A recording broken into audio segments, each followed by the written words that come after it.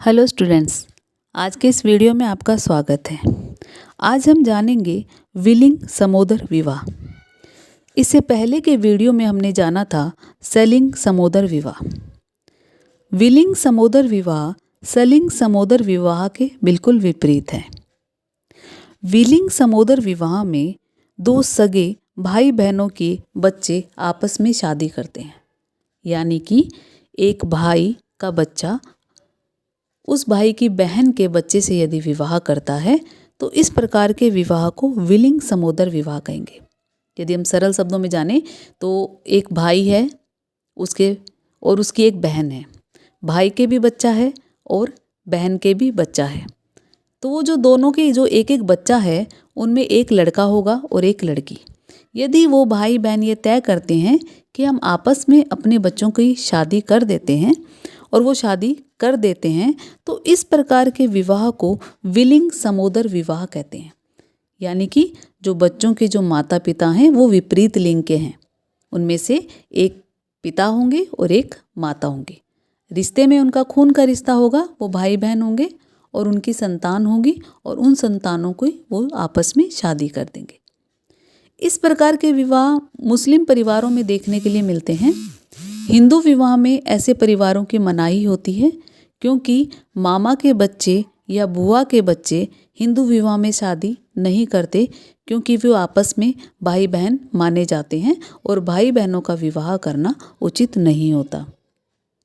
परंतु मुस्लिम परिवारों में इस प्रकार के विवाह को मान्यता होती है।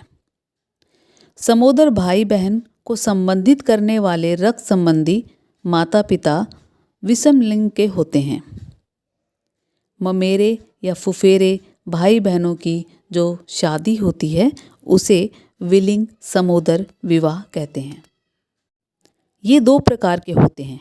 एक होता है पितृपक्षीय विलिंग समोदर विवाह और दूसरा होता है मातृपक्षीय विलिंग समोदर विवाह।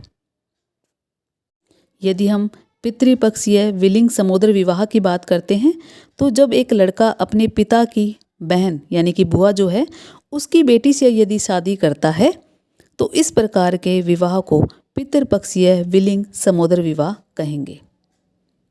यानी कि एक लड़का अपनी बुआ की बेटी से शादी करता है। हिंदू विवाह में इस प्रकार के विवाह को मान्यता नहीं है, लेकिन गोंड जनजाति में इस प्रकार के विवाह को प्राथमिकता देते हैं।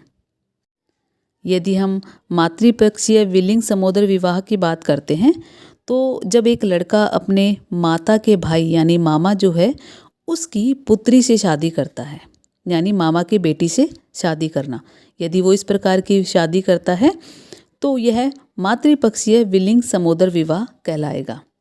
इसमें मेन माँ हो गई, क्योंकि मातृपक्षीय यानी माता की तरफ से, तो वो माता के भाई से शादी, भाई के बेटी से शादी करता है। मजूमदार और मदान ने एक जगह पे लिखा है कि मध्य प्रदेश की गोंड जनजाति अगर इस प्रकार के विवाह से मना करती है तो उसे हर्जाना देना पड़ता है।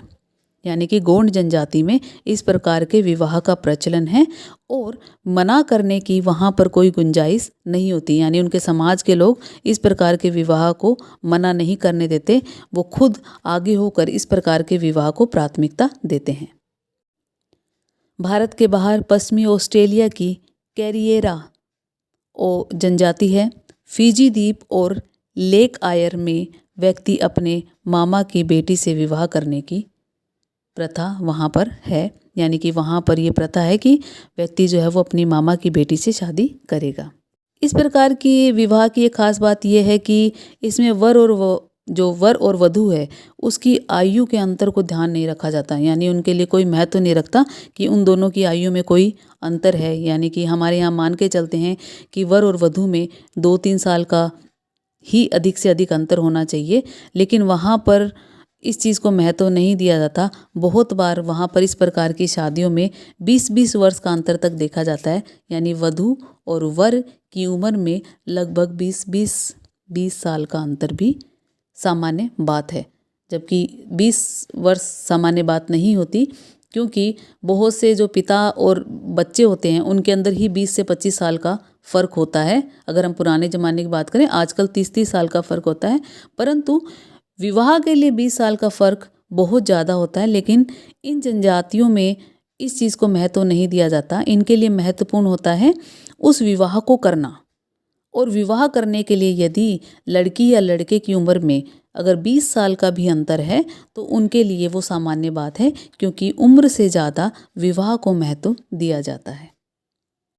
अंत में सरल शब्दों में यही कहेंगे, यदि भाई बहन अपने बच्चों की आपस में शादी करते हैं तो उसे विलिंग समोदर विवाह कहते हैं।